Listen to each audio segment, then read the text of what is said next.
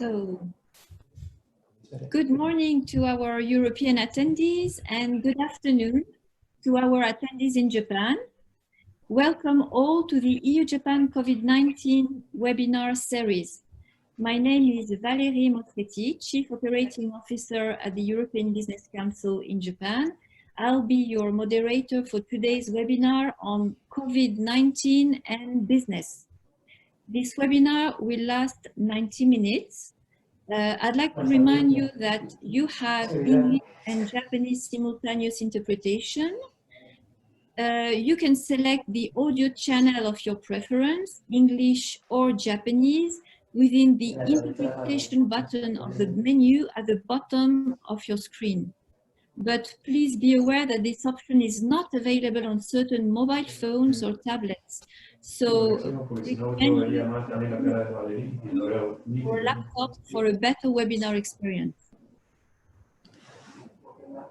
Japan and the EU are essential partners. As you know, since 2019, Japan and the EU have engaged in a new, more profound form of partnership called the Strategic Partnership Agreement. It promotes deeper political relations, more intense cooperation, and joint actions in several policy areas such as energy, climate change, economic and financial policy, security and defense, people-to-people connectivity, etc. Last May, the European and Japanese leaders reaffirmed their commitment to this strategic partnership in the belief that both Japan and the EU will play an important role in recovering from the effects of the global pandemic. This webinar series on COVID-19 puts in practice the principles expressed by the European and Japanese leaders. It's a virtual forum to exchange information and views about the EU and Japan's responses to the crisis, and also to discuss ideas to enhance EU-Japan cooperation in the context created by the new virus. The series began last week with a discussion on COVID-19 and green recovery. Recovery strategies must focus on rebuilding robust, sustainable, inclusive, and resilient economies in line with the Sustainable Development Goals and the Paris Agreement. Recovery strategies must prioritize decarbonization of the economy, digital transformation, and a virtuous cycle of environment and growth. In today's webinar on COVID-19 and business, we will discuss how business have coped with the pandemic, the role of business in recovery strategies, and the measures that the public sector can take to create a business environment that is conducive to bringing about a sustainable and green recovery. So today, we are very lucky to welcome 4 high-level experts. 2 are in Europe and 2 are in Japan. So let me briefly introduce them. I will begin by our Japanese presenting speaker, Mr. Watanabe Tetsuya. Mr. Watanabe is the Director General for Trade at the Ministry of Economy, Trade and Industry, and welcome to the webinar. Thank you very much for inviting me. I'm from METI. Very nice to meet you all. We also have Mr. Kozigu. Are you ready, Mr. Kozigu, to... Yes, I see you are here. So I will introduce you. Mr. Kozigu works at the European Commission. He's the Director for Sustainable Industry and Mobility in Directorate General for Internal Market, Industry, Entrepreneurship and SME. Bonjour, Monsieur Kozigu.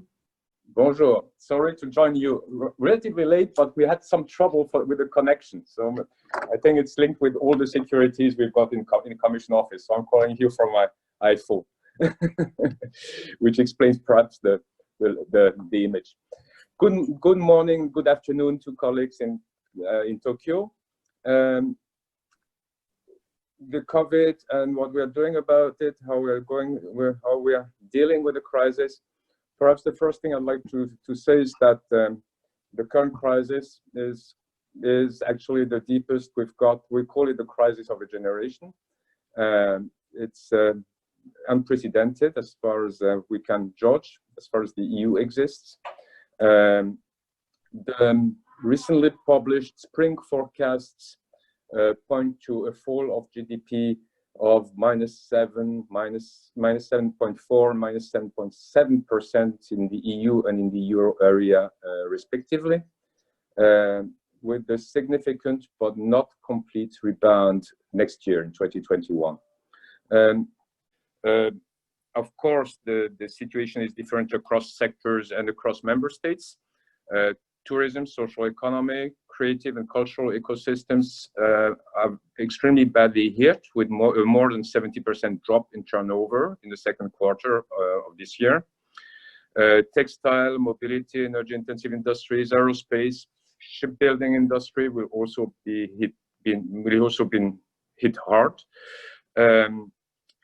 Of course, there are other ecosystems that suffer less, either because they enjoy higher consumer confidence, or they're serving basic needs such as retail or health, and they're likely to bounce back faster if some even didn't suffer that much, and some others may face a delayed economic hit.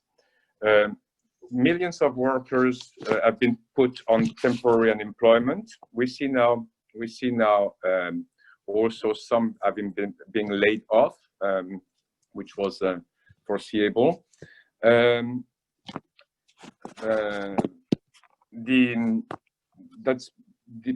So what we've been doing in order to deal with the crisis. First, we've been focusing very much since the very beginning of the health crisis on deploying efforts to prevent and dismantle all obstacles to the trade in essential medical equipment, basically personal protection equipment like masks and gowns and so on within the EU, and medical devices, both within the EU and on the global market. The crisis, from that point of view, has shown the vulnerability of the supply chains for these essential goods. And building up on this experience, the Commission has deployed a number of measures to structure the demand, such as the RESC-EU program, stockpiling mechanism, or EU joint public procurement procedures. And we've also been trying to match the supply by setting up a dedicated clearinghouse in order to match supply and demand. In addition, a number of actions are currently being discussed under another mechanism which we developed very rapidly, which is called the Emergency Support Mechanism. And these actions will aim to ensure that the EU supply chains become more resilient and flexible. Of course, beyond this direct response, what I would call the health aspect, beyond this, we've been also busy addressing the economic situation. And the first thing we've been doing is that we've done our utmost to keep national borders open within the European EU internal market, and to make sure that products could circulate freely within Europe. Our supply chains are deeply integrated, and the first reaction by member states was actually very often to close the borders, causing extreme disruption. So we were extremely busy reopening the borders for the trading goods. We're also cooperating with national authorities, industry representatives, and cluster organizations to monitor the impact on European industries and to find potential supply chain management solutions, and also to prioritize and channel emergency support funding. Efforts are also being made to minimize the disruption not only on the internal market of the EU, but in the global supply chains. European societies slowly open up again, and we are now entering in the next phase of the crisis, the crucial one, the recovery phase.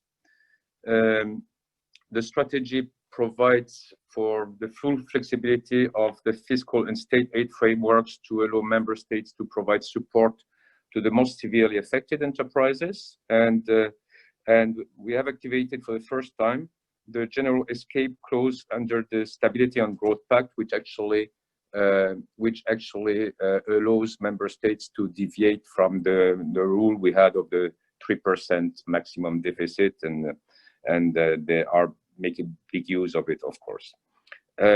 Furthermore, in order to bring immediate relief to hard-hit SMEs, the Commission has mobilized 1 billion euros to incentivize banks to provide working capital loans to companies. This should, we calculate that this should help at least 100,000 European SMEs and mid-cap to access around 8 billion euros of financing.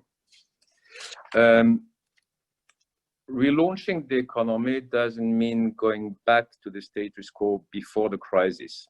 It means that we must repair the short-term damage from the crisis, but in a way that also invests in our long-term future. Having in mind this objective, on the 27th of May, the Commission put forward a proposal for a major recovery plan, including a new recovery instrument, which is called Next Generation EU. It's a proposal by the Commission, still needs to be adopted by member states, but we propose that the Next Generation EU instrument with a budget of 750 billion euros.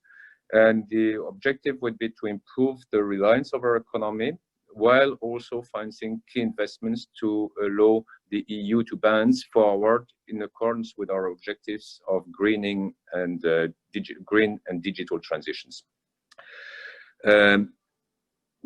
Just before the crisis occurred, or before we confined, the Commission had adopted a new EU industrial strategy on the 10th of March, which will be key for guiding the EU recovery in this context. So let me first, there are various pillars for what we are doing. The first is the fact that the recovery efforts will be focused on industrial ecosystems. Ecosystems basically cover value chains from the smallest startups to the largest company, and from upstream to downstream, and also incorporates the related academia, research, service providers, suppliers. Of course, ecosystems operate across borders within the EU and outside. So in cooperation with stakeholders, we've preliminarily identified 14 industrial ecosystems representing around 90% of the business economy value added in the EU. To name them, tourism, mobility, aerospace and defense, construction, energy-intensive industries, textile, creative and cultural industries are another one. So there are 14 of them.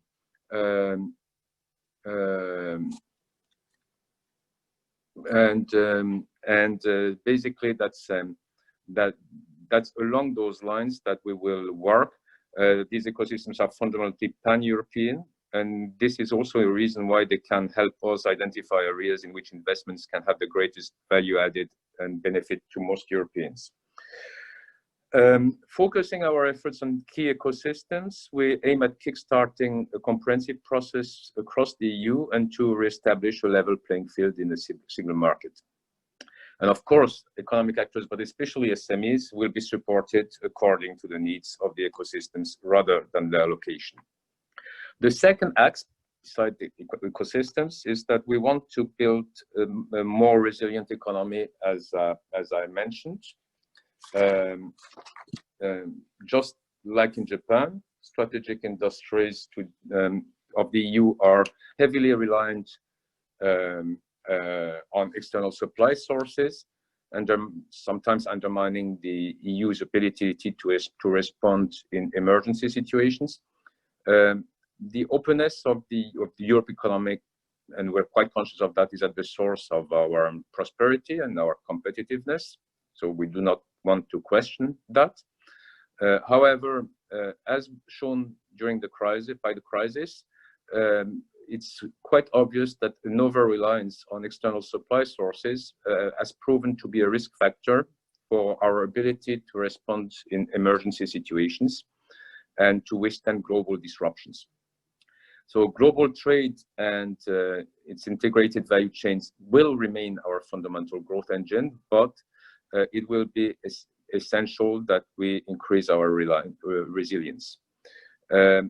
This will require us to strike a very careful balance between possible development of key elements in order to secure this resilience and within the EU, and diversifying supply chains in critical areas.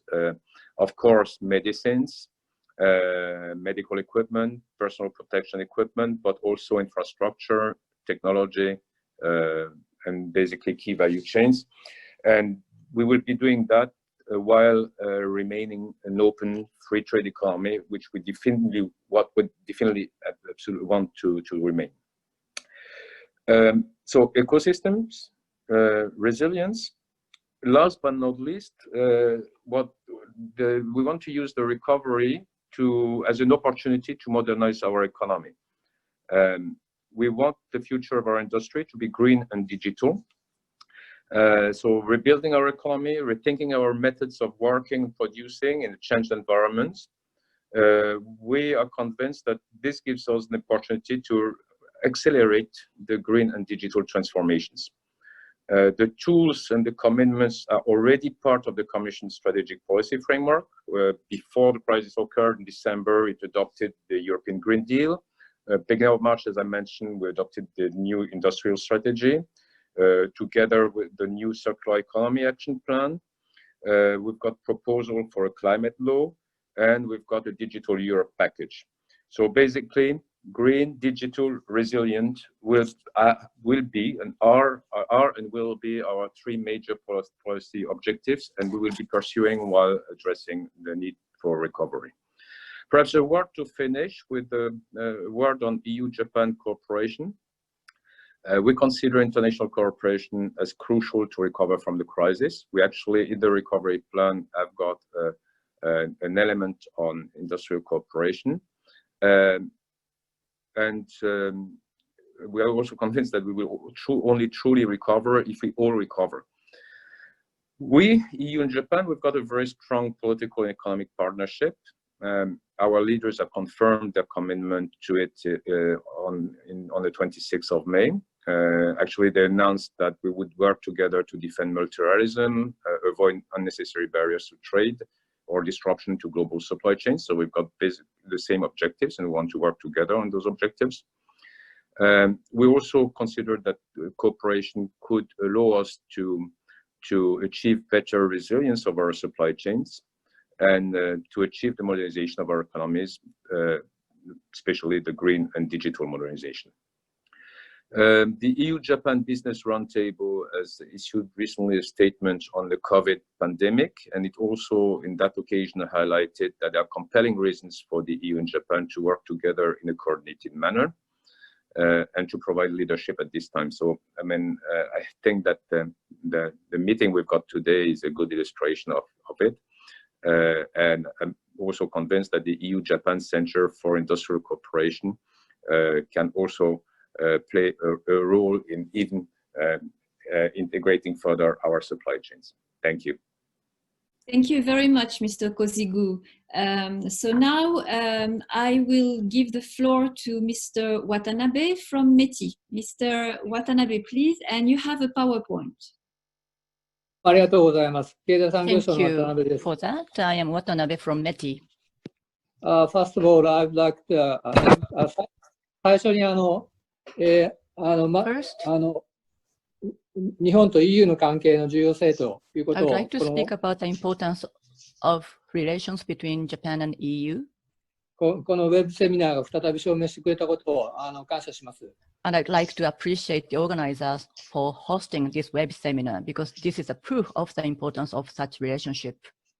日本と EU は、小路局長がお Japan っしゃい and ましたけれど EU, も、 as Mr. Kozik said, 首脳レベル、それから閣僚 at the レベル、 leaders それか level ら as well as the ministers levels, 事務レベル、そ and れから also in the 産業 working 界の level 協 as 力、 well as between industries. We have a lot of さまざまなレベル cooperation で at 協 all of 力が these 進んでいます。 levels, and the cooperation is making advancement. この COVID-19 が起きる前にも、Before the COVID-19 crisis, 世界の米中の対立、それから地 we've 政学の seen 緊張、 conflict between the US and China. There has been a rising tension geopolitically.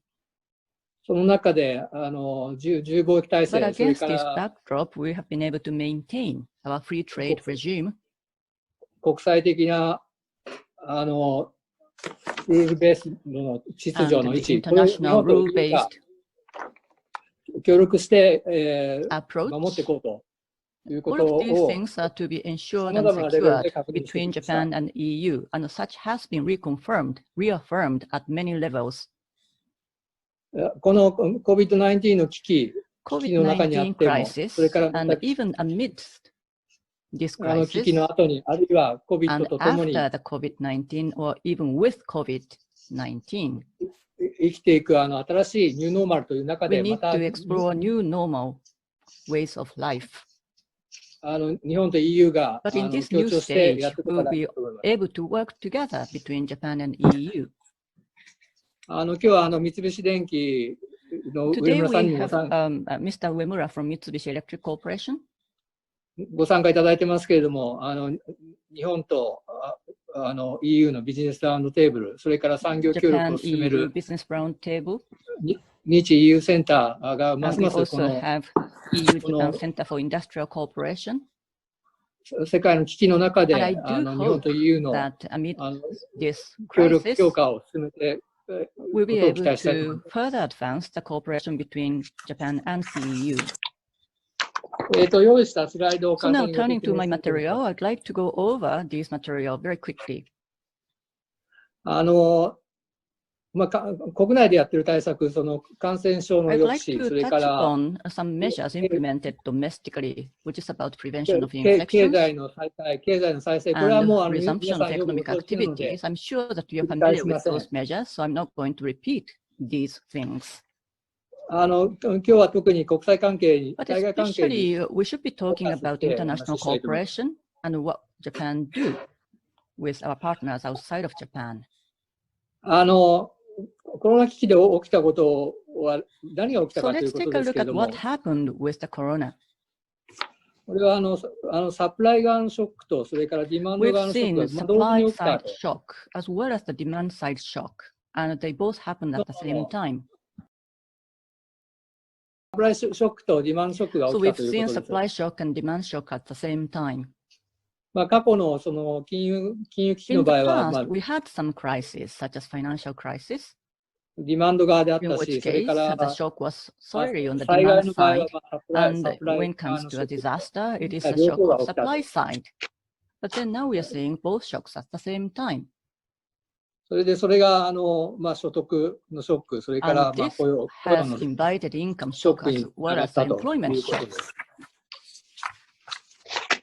次のページ Next, please. 行ってください。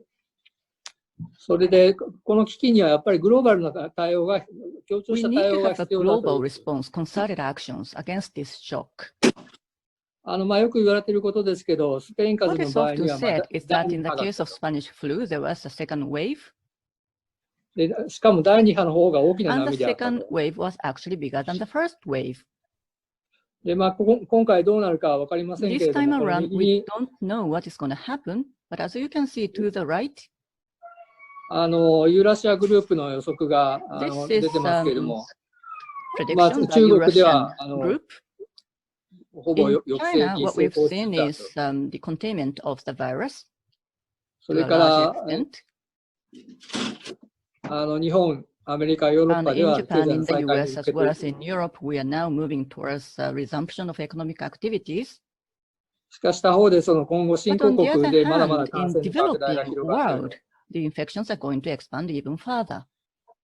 で、これが世界全体のグローバルなサプライチェーン、それから世界経済 And に this ま is た大きな影響 affecting を与えて the くると。 entire global economy as well as the global supply chain. 次のページお願いしま Next す。 page, please. それから、サプライ、 Next 今回 page. コロナ危機が、could you turn to the next page? Still next page. This is it. Yes. Okay, this is it. 今回のサプライ、コロナ危機が明らかにしたことは、やっぱりグローバルのサプライチェーンが Has the 広が corona っている crisis revealed? It is about the expansion of the global supply chain. しかもそこにその脆弱性が存 And 在した on top と。 of that, there were vulnerabilities in the global supply chain. その下の図にありますけれ As ど you も、 can もち see ろんそ from の this map, 医療関係危機、それから医 of 療 course, 医薬品、 healthcare-related crisis, それ healthcare から supplies, medicine, 自動車部品、電 automobile, 子、 auto parts, electronic parts. これが例えばその中国の一つの They may be 工場 sourced in で China が from just one factory in China. 停止しただけで、 And 例え if ば this 自動車のサプライ factory チェーンに goes 影響し into て a 日本の halt, this 自 is 動 going 車 to affect 生 the 産が止まった automobile と。 supply chain. And this has brought about a halt in the production of automakers in Japan. こういうことが、これは一例ですけれども、世界 This is 中 just で起 one きたということで example, す。 but this kind of thing happened across the world. そのグローバル化の中で、そのグローバルにサプ Because ライ of チ the ェーンが広がっていて、 globalization, the supply chain also globalized, で、今回のコロナ危機はそのリスク covering な many り、そ parts の of the world. 脆弱性も And 明ら the かにしたとい corona うことです。 crisis has revealed the vulnerabilities that resided within this global supply chain. それでページをめくってください。 Turning to the next page, please. Next page, Next please. page.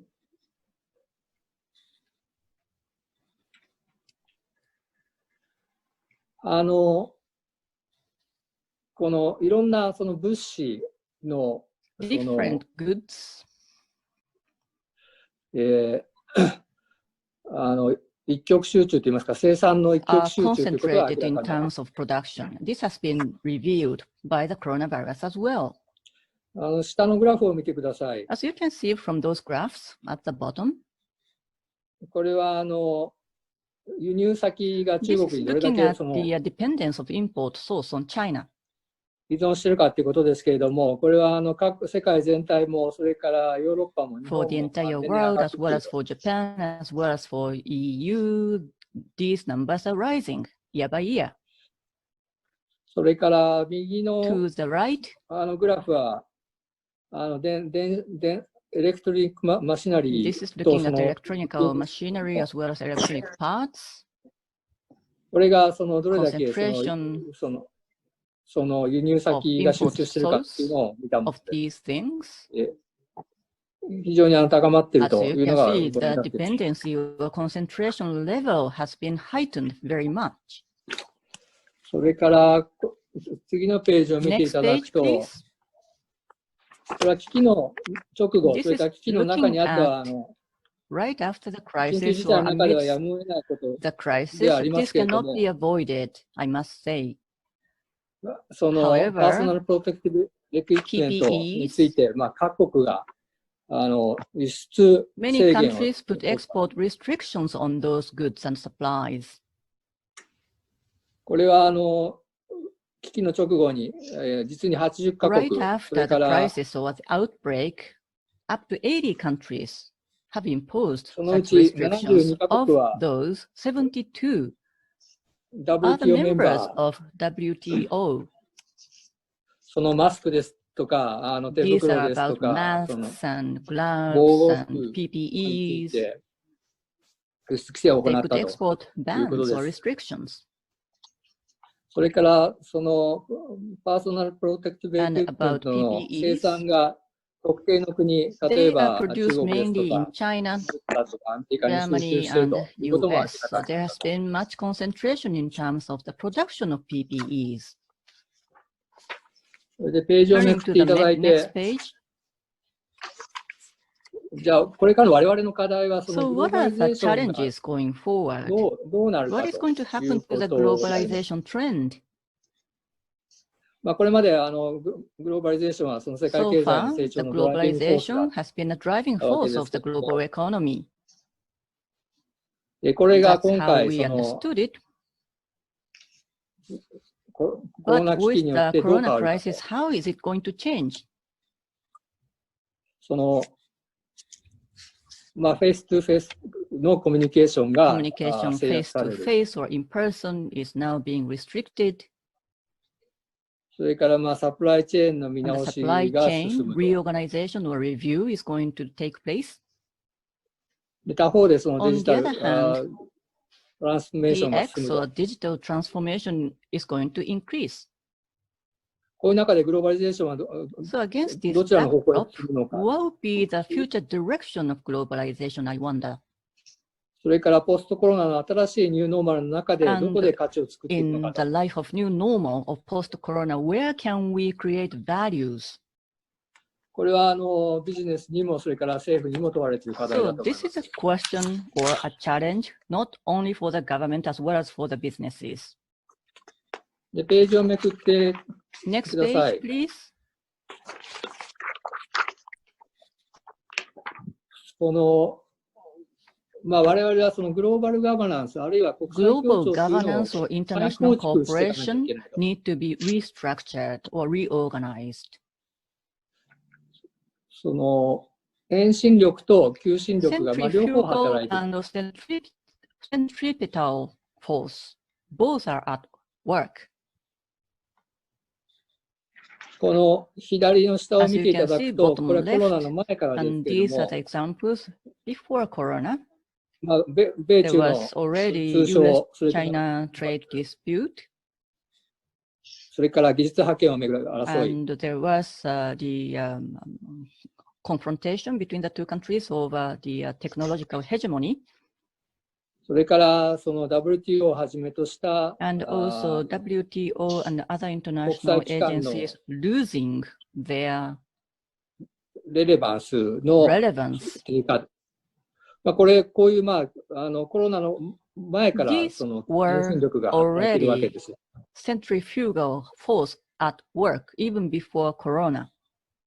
で、他方で求心力を On 取 the り返そう other という動 hand, きもありました。 there were certain movements in order to catch up with centripetal force その G20、そ to れ the から RAC, ASEAN、 G20, 日本 ASEAN, Japan, さまざまなそのフォーラム corporations, で and at many この different forums.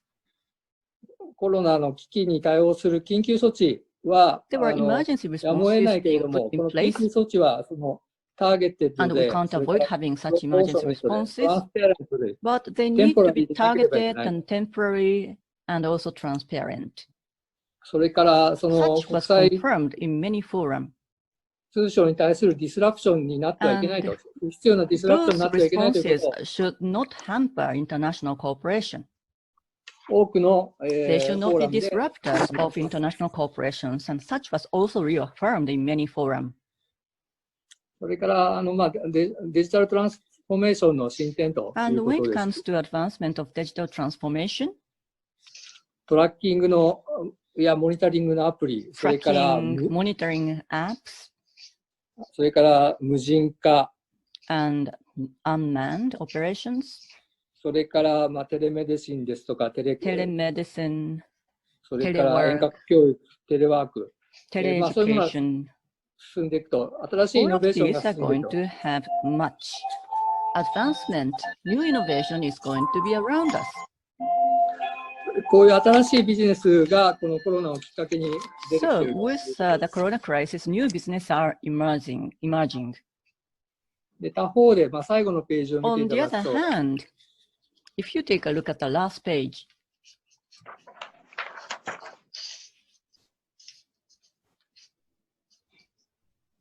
one more. another one, please. Next. グローバル見ると、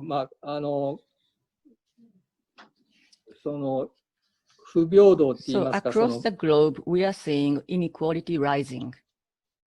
先進国とそれから新 Or 興 the 国、 gap 途上国、 between developed and developing countries それから and 先進 emerging 国の中で economies の And within developed countries also, there is a gap that's widening.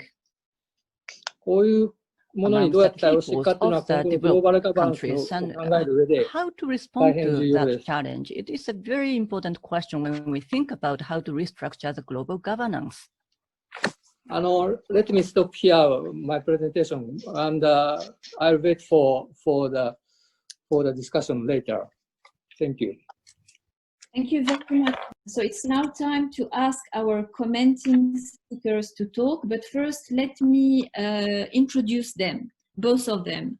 On the European side, we have Ms. Luisa Santos. Good morning, Ms. Santos. Ms. Santos is Deputy Director General at Business Europe, the Confederation of European Business.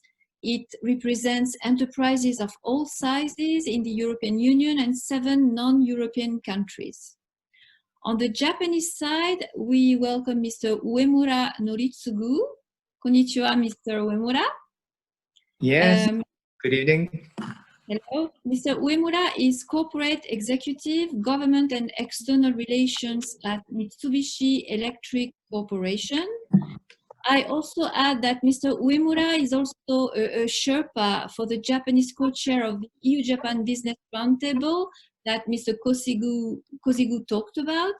I just want to say that the EU-Japan Roundtable submits every year recommendations to the Japanese and European authorities to help develop trade and investment between the EU and Japan, and also to encourage industrial cooperation.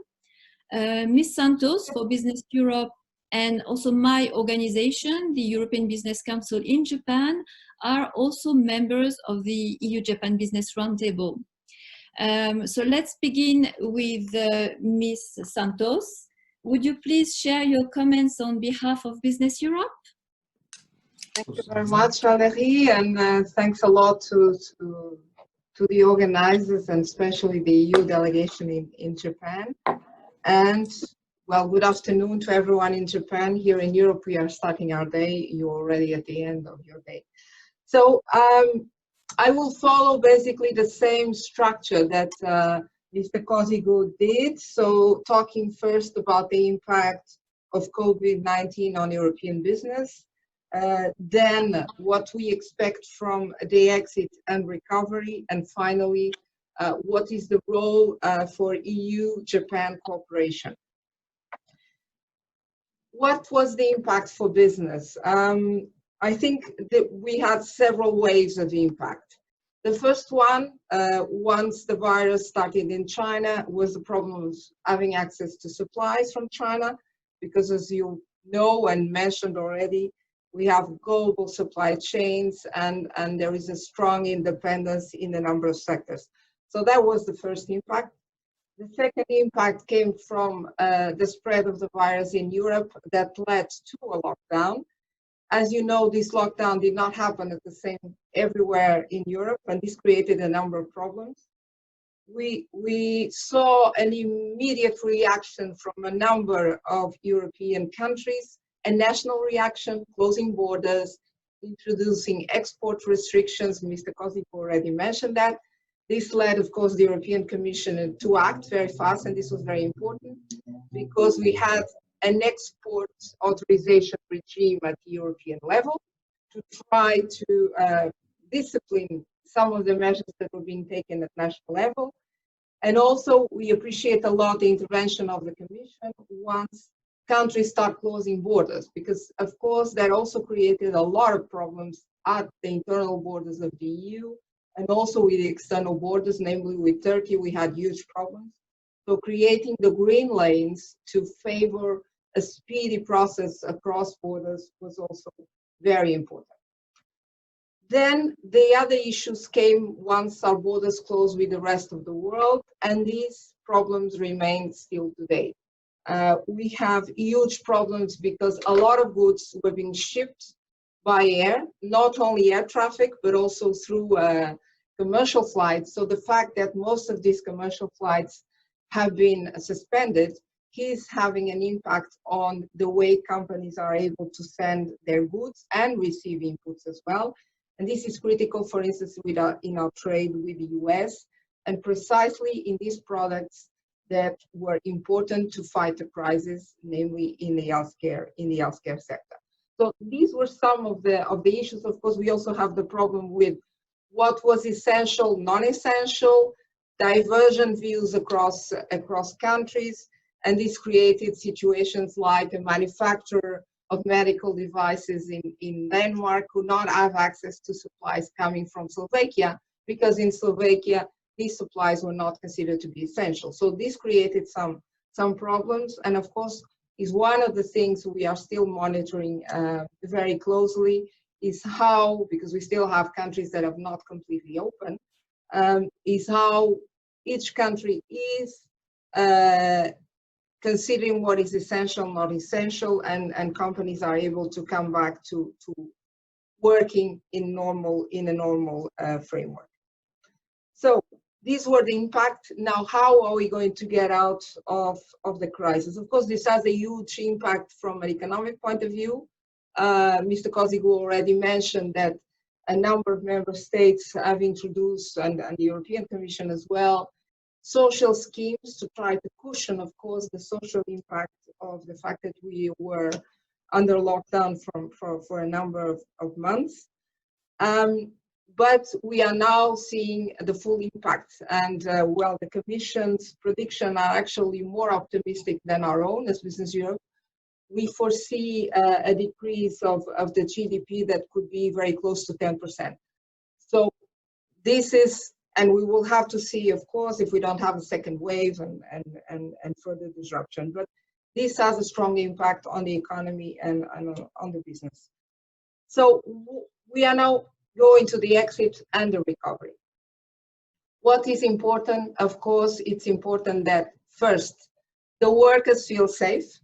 And this has been one of the key priorities for business, is ensuring that they have the necessary health and safety conditions in place to make sure that workers feel confident to come back to work.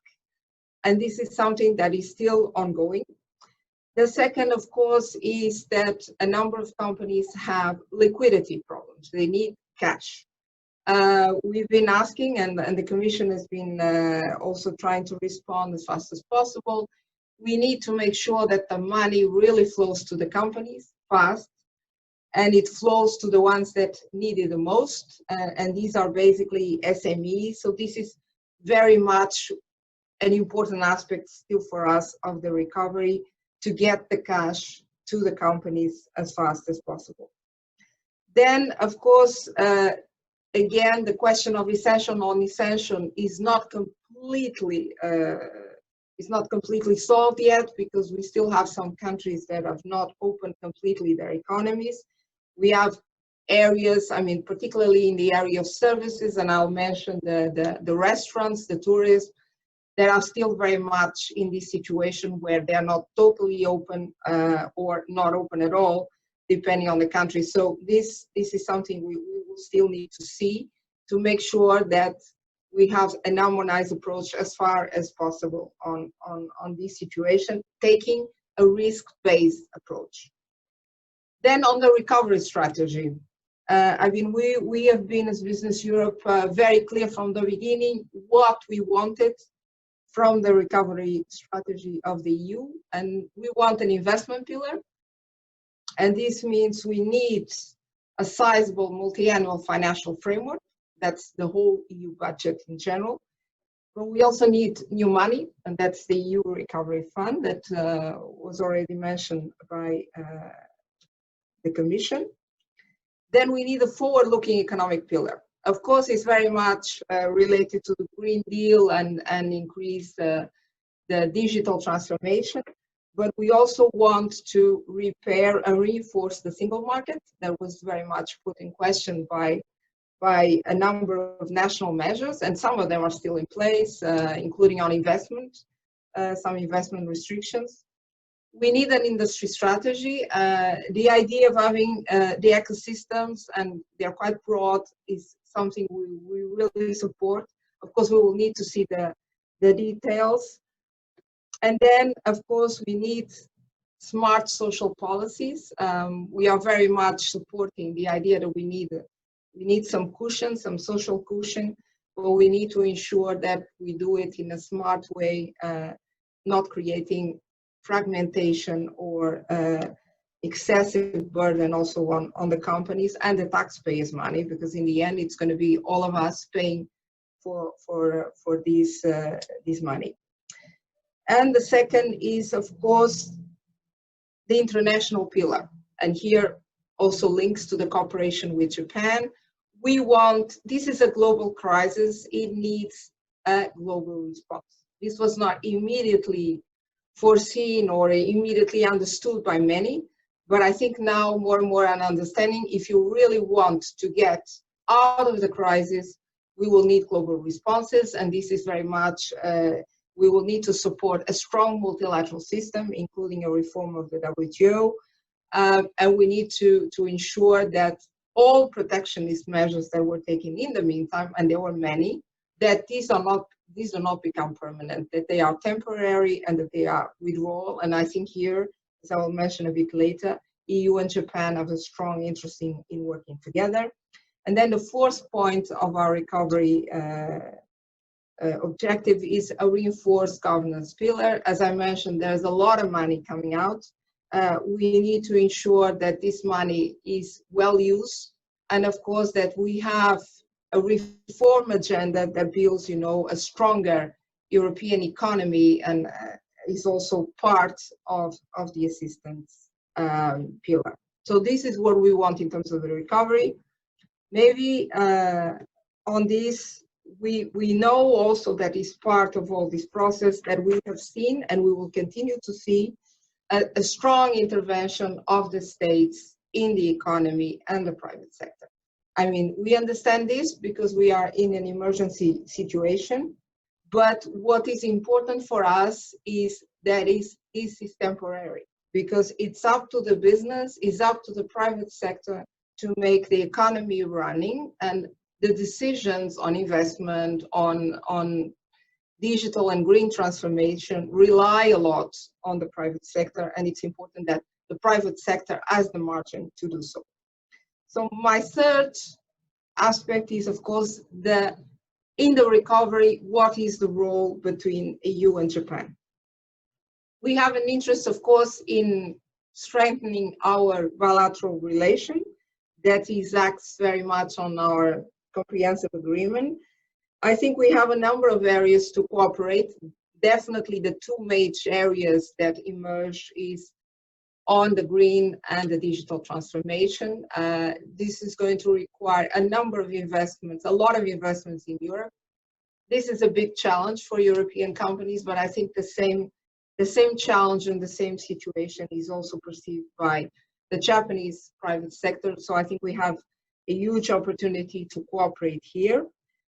The other area I mentioned already is make sure that we have strong multilateral system, good and clear multilateral rules. One area that we have seen is, of course, on the export restrictions, but the other area that is very important, and we have been already cooperating with Japan, is on subsidies, industrial subsidies. We know, of course, that right now there's going to be a lot of money being poured also to the private sector and the economy by the government. These should be temporary. Again, we need to make sure that there are no abuses going further. So I think here there's definitely an area where EU and Japan should work together, and we are doing so already with the US. The other area is, of course, healthcare.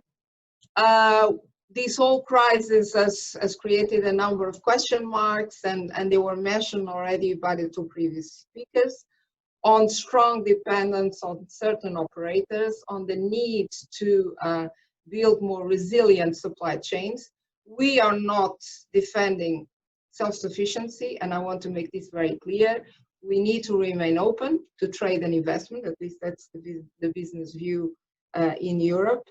But definitely we should look at diversification, and I think here both Japan and Europe have the same interest. And I think we also have an interest to ensure that we have further liberalization in the healthcare sector. possibly by updating the 0 for 0 pharmaceutical agreement in the WTO, extending it. I think this is definitely one area where we should be working together. The other is the digital economy. It allowed a lot of companies to keep working. A lot of restaurants were using the web and to sell their products while they were closed. But a lot of us are operating like this as we are today now. So one of the challenges we have seen is that we don't have the infrastructure that we need for this new digital era. But we also have seen that we had a surge of cyber attacks. So cybersecurity is also become it was already an urgent topic. I think it's become even further with the crisis. So definitely an area where I think also EU and Japan should work. Also trying to, do the right balance between this need for data to flow and the need for data privacy, which I think is also very key now that we are talking about using artificial intelligence as well. All these new applications to trace the virus and so on. So all these issues of data flow and data privacy will become more and more important. So I think these are all areas where we see a lot of interest in EU and Japan cooperating further. Thank you very much. Thank you very much, Ms. Santos. So now I'll ask Mr. Uemura from Mitsubishi Electric Corporation to comment on the previous presentations. The floor is yours, Mr. Uemura. Thank you. Good morning or good evening, ladies and gentlemen. So I am Uemura, and firstly, I would like to express my appreciation both to the EU and Japanese governments for their rapid and large-scale economic recovery measures, and also for their long-term industrial promotion measures, as well as short-term economic support and the measures. And I fully agree with Kozigu-san that we need not only repair the short-term damage from the crisis, but also invest in our long-term future. Watanabe-san also pointed out many important things. For example, the trend of the globalization is showing signs of change due to the COVID-19. The importance of not only domestic response, but also international cooperation as the US-China conflict impacts. International relations will also be in process of restructuring, as represented by the reconsideration of the supply chain. I recognize the current situation that the emergence of the COVID-19 has developed the importance of the close cooperation and the coordination between the EU and Japan, which are like-minded. Now from my side, based on the explanation of the government's economic recovery measures from two gentlemen, I would like to explain the 3 actions to accelerate necessary for companies to continue growing in post-corona from industrial point of view. So let me start my explanation on the first slide. So the first is the acceleration of the digital transformation. As is the case with this webinar, it is a familiar example that COVID-19 suddenly shifted people's working style and lifestyle to digital, such as telework and online lessons, and so on.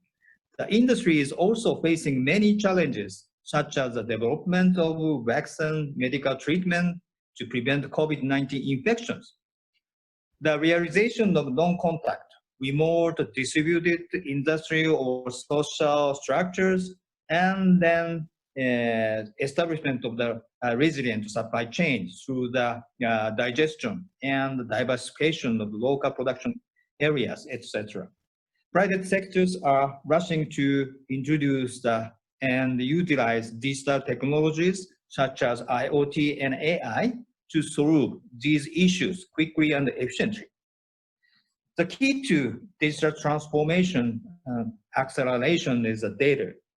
In the industry, data as a new resource followed by gasoline and as a source of competitiveness, especially non-personal data or industrial data, which has been rarely utilized yet, has been much focused.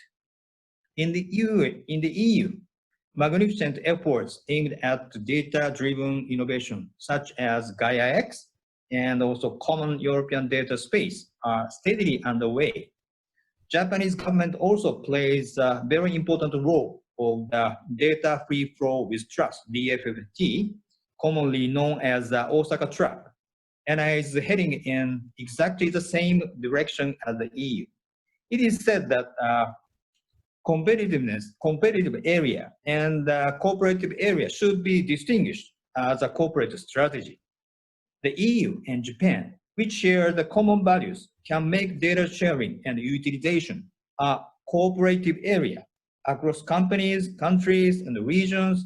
By doing so, it will be possible to compete with the United States and China in terms of data volume. The second is to accelerate implementation of EU-Japan SPA. As Valerie-san introduced, the commitment to the SPA was reaffirmed at the TV summit between EU and Japan leaders held last month. Also, it should be noted that LOI, letter of intent on strengthening cooperation in the field of science and technology innovation, was signed at the meeting. In the future, it is expected that Horizon Europe in the EU and the Moonshot Innovation Program, led by the Cabinet Office of Japan, will cooperate. This will help EU and Japanese researchers to collaborate on global issues such as healthcare, climate change, digitalization, and aging society. In the discussion on the EU-Japan Business Roundtable, BRT, which is co-chaired by our company, Mitsubishi Electric, there are many voices pointing out that the need for the beyond the EPA, which is cooperation beyond the EPA, EU and Japan EPA framework. SPA is a framework in which the EU and Japan cooperate strategically in various areas. We welcome the fact that EU-Japan cooperation has been expanded this time. Even in the field of the science and technology innovation, which requires long-term activities, efforts to enhance such cooperation are nothing but the implementation of the SPA. And the BRT would like to do its best to accelerate these efforts. The third point is the acceleration of the international cooperation. As Watanabe-san also mentioned, with the emergence of the countries first principle, represented by US's American First, COVID-19 requires unavoidable international cooperation in many fields, such as infection prevention, medical system support, vaccine medical treatment development. It is becoming a good pressure to strengthen such cooperation. On the other hand, it could also be the negative pressure that forces the supply chain return to its own country. Under such circumstances, the EU and Japan, which have unique SPA and EPA in the world, should be a model for international cooperation. With the sustainable connectivity and quality infrastructure partnership signed by former Commission President Juncker and also Prime Minister Abe last September, the EU and Japan are promoting cooperation in the infrastructure investment in the third countries. Africa is a representative example of this third country. Supporting third country, including Africa, where the outbreak of the COVID-19 is rapidly expanding, is an urgent task that EU-Japan should work together. Memorandum of Understanding for co-financing between EIB, JICA, and JBC, and also Memorandum of Understanding for trade insurance between EIB and NEXI will support third country investment efforts in terms of funding and risk management. As another example, the restructuring of the supply chain is also the area where the EU and Japan can cooperate, which are different from the protectionism. In addition to returning supply chain to their own countries, companies are required to have a viewpoint of considering job division in the EU and Japan through the alliance supported by the EPA to aim for strategic industrial development. As mentioned above, COVID-19 makes us pedal down, quit braking to slow down our activities. However, if we can firmly step on the 3 accelerators, we can obtain a strong driving force engine than before COVID-19. I believe that each company in the EU, Japan can continue to grow sustainably. That's all my side. Thank you. Thank you very much, Mr. Uemura, and thank you to all of you for these presentations and comments. So now let's move on to the question and answer session. We received several questions prior to this webinar, and for those of you who follow the webinar behind your screen, you can ask questions by using the chat. I will begin by asking questions regarding the impact and short-term response to the crisis. I'll have 2 questions for each of you. The first question, because we received many questions about this topic, is about SMEs.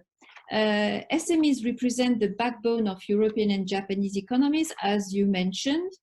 How far have SMEs been affected by the crisis? What about the short-term plans to help them and avoid an increase in unemployment rates? That's my first question. And my second question is on supply chain. How can we restructure the supply chain from efficiency to decentralization or local production and local consumption? Let's begin with Mr. Kozigu.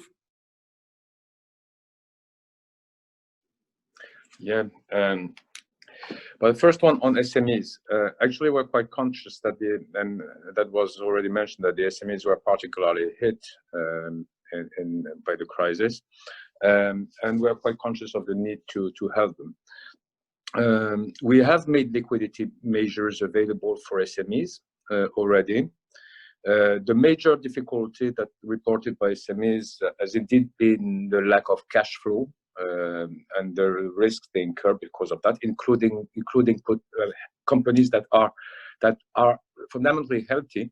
If you don't look at the pandemic, and we are mobilizing financial support for them through various EU programs, mainly in the form of additional loan guarantees to ensure that they have proper access to funds. In particular, we've boosted our existing loan guarantee facility with additional resources from the FC, the European Fund for Strategic Investments, to enable banks to offer bridge financing for SMEs. This notably includes long-term capital loans of 12 months or more, as well as credit holidays allowing for delayed repayments of existing loans. And the recovery plan has actually also a specific window that is called the European Solvency Instrument, Solvency Support Instrument, which we propose to mobilize private resource to provide the urgent support to what would be otherwise healthy companies. For that, the proposal is a proposal of for 31 billion euros being mobilized that would allow us to lever we consider something like 300 billion euros in solvency support. So we are very conscious of the need to help companies go through this very difficult period and of the liquidity problem. For the second question, do you want me to answer the second question? Can you repeat the second question, because it was really the balance between relocalizing and. So, how can we restructure the supply chain from efficiency to decentralization or local production and local consumption? Okay. What I would say is that the best ones to ensure efficiency of value chains are the companies themselves. We should never forget that. But this being said, we've got policy objectives, and that we will be working along those. It's clear that greening will imply, in certain cases, the externalities to be priced in, which could have an impact on where we produce your goods. So that would be an arbitration to be made depending on the various prices, carbon price, carbon border mechanism, adjustment mechanism, etc., etc. The second, and we also want to work in order, for example, for international transport, also not to be completely disconnected from their impact on climate in terms of price. The second thing is, of course, the crisis has accelerated reflection on the fact that, of course, supply chains are global, but there are certain dependencies that we have to reduce. We've seen that with, everybody now in European governments is conscious that 80% of our active ingredients for medicines are being produced in India, China mainly. And it's a question of whether it is sustainable in terms of long-term risk. We've seen with the crisis that basically the fact that China was stopping made that the masks were not coming anymore, and especially and Mrs. Santos mentioned that in terms of the flights being stopped, that was also causing real trouble. So there is a reflection. We're also preparing actions, notably in the health system, but I think it's a reflection we will have on a more systemic basis. And of course, if you look at what we've been doing for 10 years on raw materials, where we cooperate with Japan actually as well, with our colleagues in Japan, the logic is there. Can we source directly from the EU? Can we diversify our external sources? And can we find other ways in terms of raw materials through secondary raw materials? And with those three elements, you already reduce the supply risk. This is one approach for raw materials. I'm not saying that it's exactly the same for each ecosystem, but that would be a way of thinking perhaps more systematically when we address those issues in the future, rather than to say, okay, let's have an open economy and let's wish for the best, especially nowadays, as was mentioned by several speakers already, that the multilateral system is put under tension, under pressure, but notably or especially the tension between the US and China. Thank you very much, Mr. Kozigu. May I ask now Mr. Watanabe to react? First on SMEs, Japanese government mobilized all the policy measures to support SMEs in terms of liquidity, in terms of financial stability of the SMEs. We are doing all what we can do as a government in terms of the support of the SMEs. And the secondly, on the supply chain, of course, as Mr. Kojiku said, that it's all up to the business decisions. But COVID-19 reminded us that there needs to be a balance between the efficiency and resilience of the supply chain. Of course, it depends on the sectors, depends on the products, and depends on the services. So, but the important thing is we have to look into what is a choke point for each product, and what is impediment, or what is a risk through the long supply chains. It depends on the products and it depends on the industries. But the important thing is we have to recognize and look into the specific of the supply chain depending on the products. Thank you. Thank you very much, Mr. Watanabe. May I ask Ms. Santos now to answer the questions? Thank you.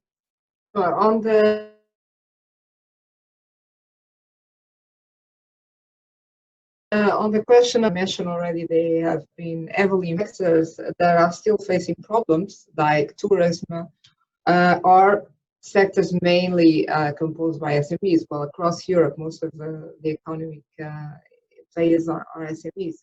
The question of cash flow is definitely very important. The other one is, of course, as I mentioned already, the ensuring that we have the necessary health and safety conditions for workers to come back, and this of course is increasing also the costs for many of the SMEs. And the other thing is, I would say that we will need, and this we all agree, that the transformation will be digital and green. But we know that we have the Commission had a number of measures planned to be implemented and to start. And one of the things we are also asking is that for some of these measures, I mean, we're not saying forget them or scrap them, but take into account in the implementation that this is a crisis situation and companies need sometimes more time because they are facing other emergencies like staying alive and making sure they can back to work. Maybe just on the cash flow, because it's a critical issue. I mean, the problem is sometimes, of course, loans depend on banks, and the situation is in many cases as well.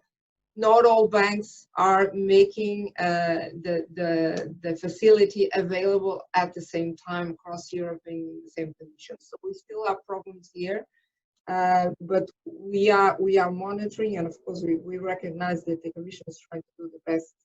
On the question of the supply chains, I think yes, we depend from some of the ingredients too much on China and India.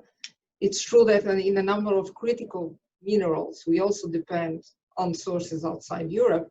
The question is it viable to do it in Europe? And the same applies to Japan. And this is the question mark, because on the masks, being an ex-textile sector, I know that it's not viable to make these products in Europe on a large scale anymore for many, many years, unless the consumer is really willing to pay a much higher price, and I doubt in a situation of crisis. So we need to be conscious of this. Of course, reshoring or relocalization to Europe or even to Japan is an option. It could be an option in certain areas, but it's definitely not an option that will apply to all the sectors. And I think we should be clear when we say this to people, and I would say the first responsibility should also be on politicians, because when they are saying we are bringing back production to Europe, yes, but this needs to be competitive and it needs to be sustainable, and this means we need to have the conditions in Europe to compete and to bring production back, but above all, to keep the production we have. And again, I leave here a word, because we have the Commission here. We are concerned about some of the measures in the recovery plan that basically are increasing the tax on companies. So this is not a way of bringing companies back to Europe.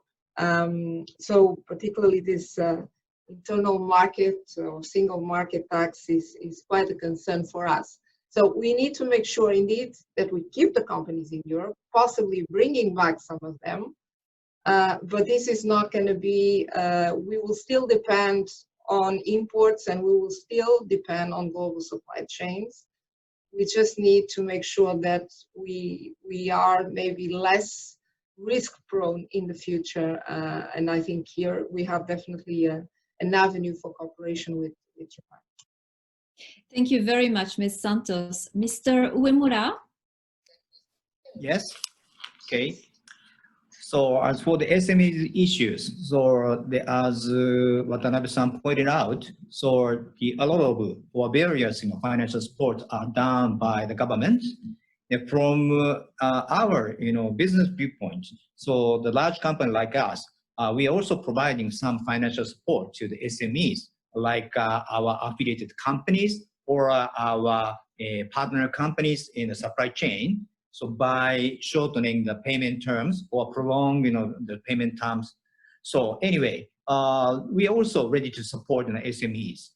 But my biggest concern is, also for the SMEs to overcome this difficult situation caused by the COVID-19.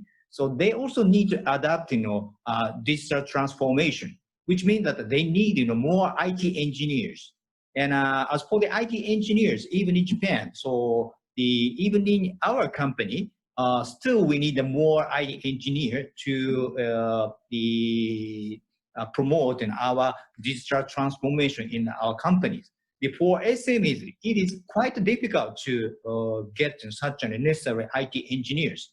In this sense, I would like to say we need to strengthen the recurrent education system for current in-house staff or job changers. Then, IT personnel can be cultivated and supplied not only to the large company, also to the SMEs. That is one point we have to consider seriously. And as for the supply chain, and from the business side, I would like to say, okay, so 3 directions of reconstructing the supply chain. One is diversification of supply chain by utilizing digital transformation. Diversify options of manufacturing processes or parts procurement by digital technology, IoT, digital twins. We can find other way of getting the part for the manufacturing or processing the places. The second one is just in time in the age of uncertainty. Cost minimum and agile inventories, flexibly using work in process goods and raw materials. Somehow just in time concept is misunderstood. So normally it is considered as no stock, the operation. But it is wrong ideas. The just in time is just in time. So we need to get the product or raw material or the processing goods in the process upon the necessary time. So such kind of the new idea of the just in time is also the one way of reconsidering supply chain. The third one is of course local production for the local consumption. So cost minimum production and the supply chain at the closest location to the market. This is 3 way of reconsideration. And I can say the supply chain reconsideration is what kind of the organic combination of these 3 options.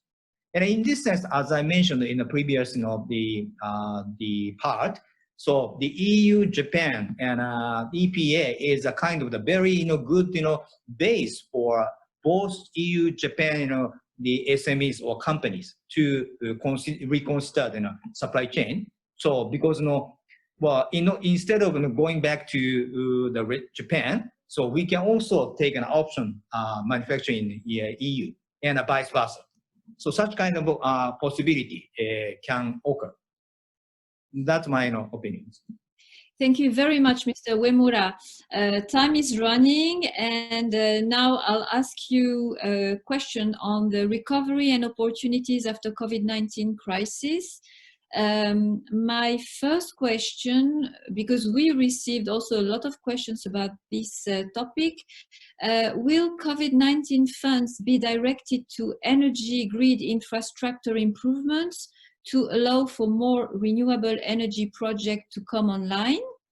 And my second question is about the digital transition. Most of you talked about that. So do you see this trend as a chance to bounce forward in the digital transition? Mr. Kozigu?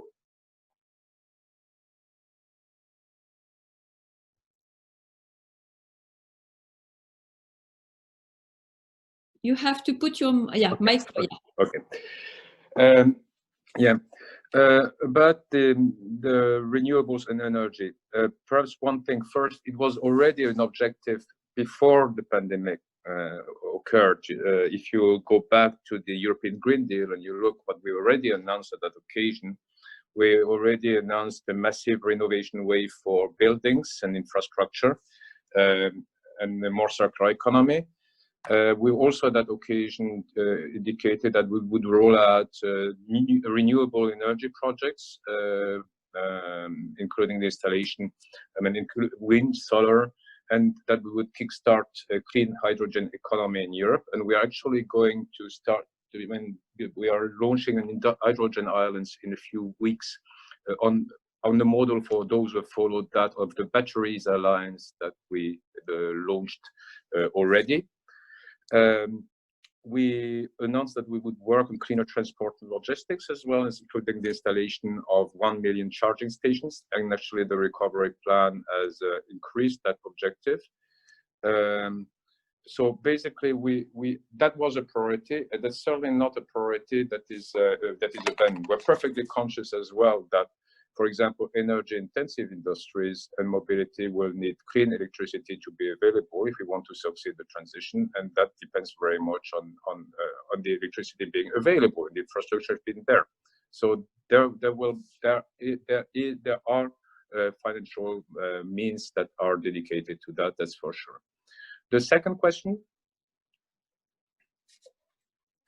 Sorry, I don't hear you. Sorry. I don't. Yes, now you hear me. The second question is about digital transition, because during the COVID-19 crisis, we saw the use of digital applications, etc., increasing. So for you, do you see this trend as a chance to bounce forward in the digital transition? Okay. Yeah, I mean, I don't have a crystal ball with me, but if I can judge by the experience and the way, for example, teleworking function, I think we're not going exactly to go back to where we were before the crisis. Just an anecdote, if I discuss with colleagues, and presently at the moment in the Commission, we've got 10% of the staff maximum that is allowed to come back to the office, 5% on 1 week, 5% on the following week. And when you discuss with people whether they're eager to come back to the office or not, those, for example, who take the public transport are not in a hurry to be using them again, given the sort of anxiety they've got in being in a metro or in a bus. So, I mean, I think we are not some. I mean, from what I hear as well, people who've been having a nice place to live. I've been enjoying the fact not being in huge urban areas, still working from home. So, I mean, there will be an impact. I think it still has to be a priority because we need for businesses to operate as well, to have really, for example, an open European data market. And that was mentioned, the importance of data as being future. I think it's going to have an impact. Also, because the transport has an environmental cost as well, so I'm not sure that the transport will start again, but it's to be seen. Frankly, I repeat, I don't have a crystal ball. Anyway, digitalization is a priority. Whether the crisis itself will change things on a long-term basis, to be seen, in my view. Thank you very much, Mr. Kozigu. Mr. Watanabe, I have a specific question for you. Somebody wants to know if there are any plans from the Japanese government to give specific support for the recovery of green business.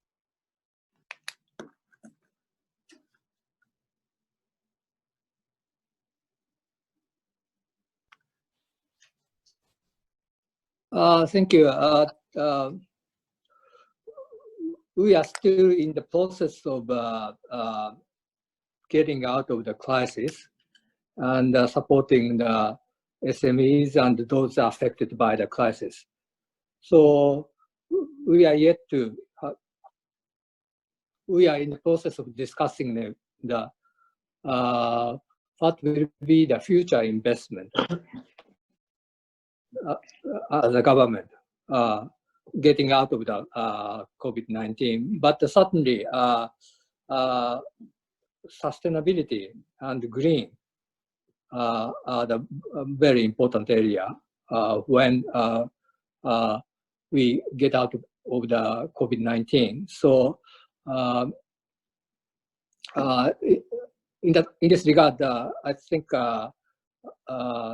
Japan and the EU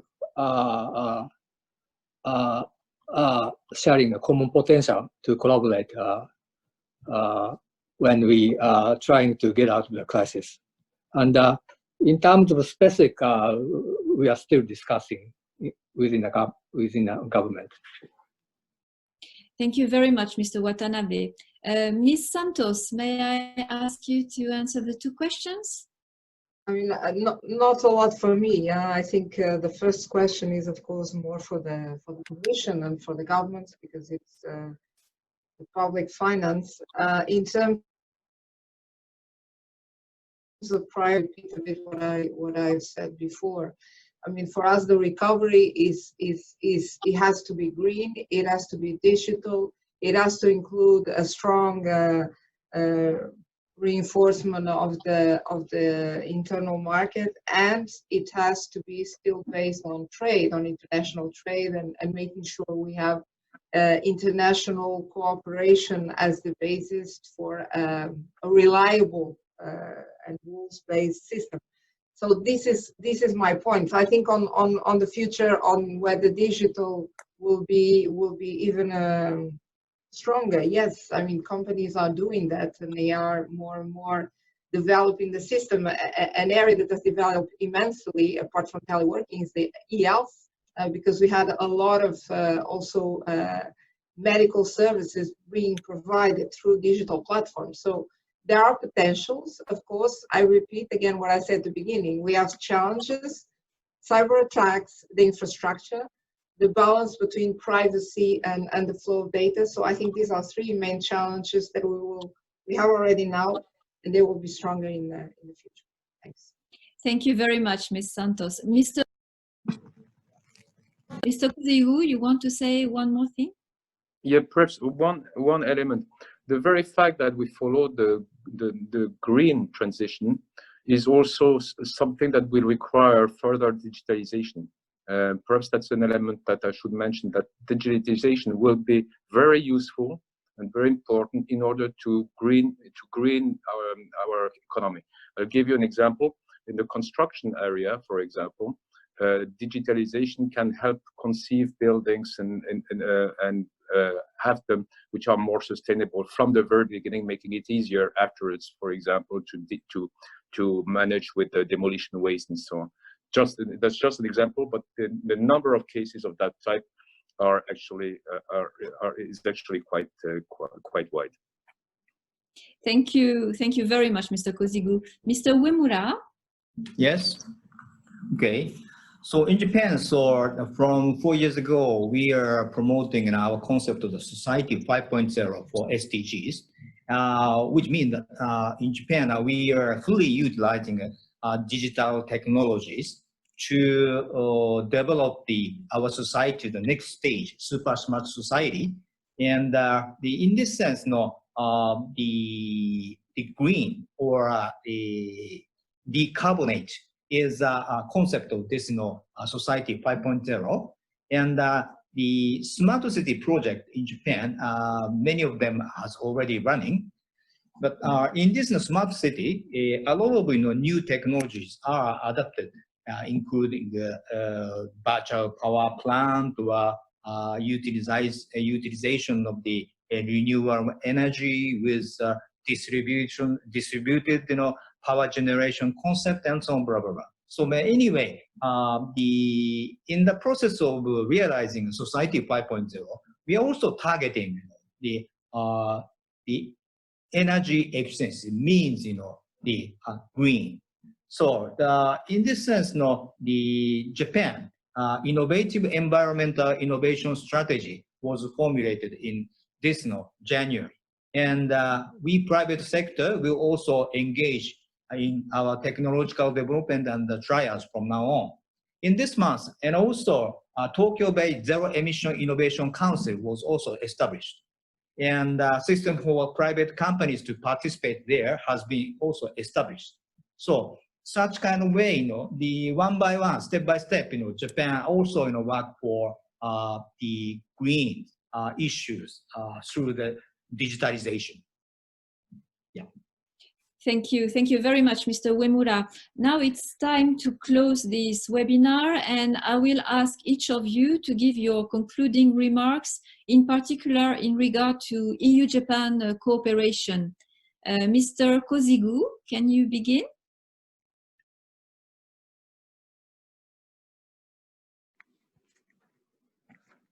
Okay.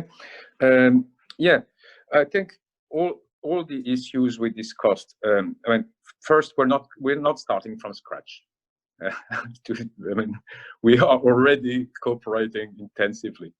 And I must say that since the crisis, okay, I think we were both on both sides very busy with our urgencies for the first 2 months, but for the last 2-3 weeks, we actually are in touch to see what each other's priorities are and what we can do actually to have an orderly way out, exchange of ideas, but also common challenges. We were talking about multilateralism.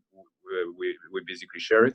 We've been cooperating in the past on, I was mentioning the batteries. That's an area where we basically were cooperating because on both sides, we want the battery value chain to be sustainable and ethical, and that we share the same values. I think there are more and more, but we're working in robotics also for months, and I think now the important thing is that when we share the common values, that we identify in each area where we actually can cooperate on this greening, digitization, resilient part, because I think for each other we are reliable partners, and that's certainly something which is extremely valuable in the world of today. So I would say there's plenty of opportunity. There are plenty of contacts as well, and we can only intensify them. But I think there's a common will on both sides to do it, because not only we want it, but we need it. Thank you very much. Mr. Watanabe? Thank you very much. Japan and EU share the common value, rule of law, democracy, and market economy. And in the crisis of the COVID-19 and getting out of the crisis, and also underlining geopolitical tensions, the collaboration between Japan and the EU are getting more and more important. So we discuss short-term issues as well as the long-term cooperation and opportunity, green and digital. So when we getting out of the crisis and creating a new society,